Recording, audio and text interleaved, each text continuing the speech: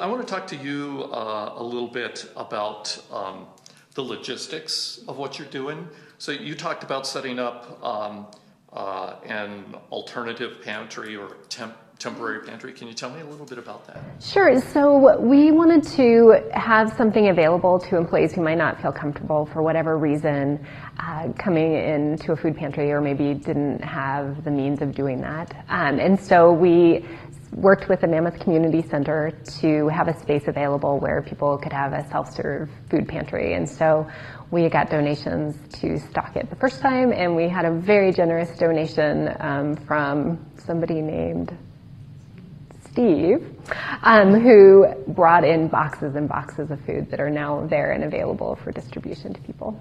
Wow. And so folks just come into that. And from how far away do they? Is it mostly folks right here? Or I presume it's probably people that are either living in Mammoth or Gardner. And we've let employees know about it, so there could be other people that if they're that live in Livingston or in Paradise Valley somewhere, they may end up coming in. What kind of help, or what kind of things do people seem to need the most? Right now, so we started a questionnaire to kind of figure that out and decide where we could really help connect people with what they needed and the resources available. And it sounds like people are really lacking fresh produce and perishable goods at this point. So we're working to try and fill that gap with people.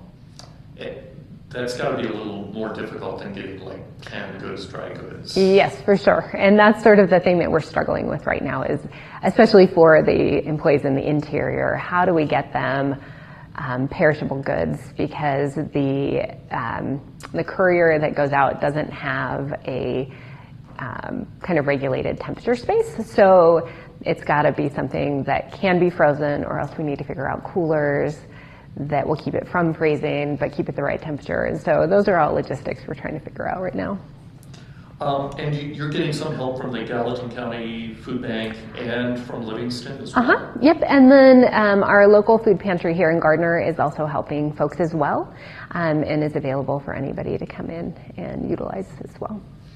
And do you have any support from park administration? Are they involved or not involved? So I think the park administration is trying to support everybody as best as they can without getting too deep into the logistics of it. And so there are daily calls and that employees can call in and hear about what's going on.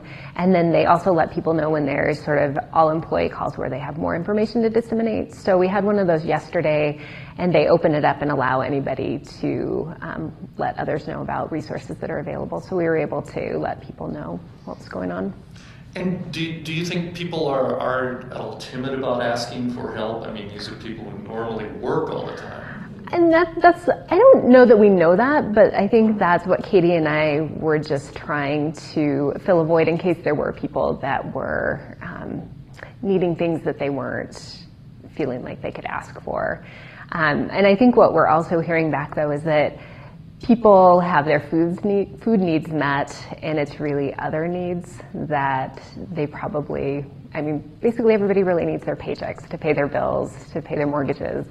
And so we're also trying to disseminate out what we know in terms of banks that are offering low or no interest loans, and the utilities that are going ahead and giving a pass on this month's bill for people, just so that they know what's out there and available for them.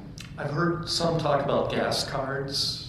Yes, so the local Gardner community has been amazing. And so people have, through, I'm not sure what means, but they are collecting donations. And right now at the local Conoco, people can go in and get gas cards to fill up their vehicles. And there's also another effort that I just learned about where there's one organization that's taking in money, and they're using it for those cards. They're using it for the Gardner Market, and they also have some funds available if people need help with their rent, help with bills of various kind.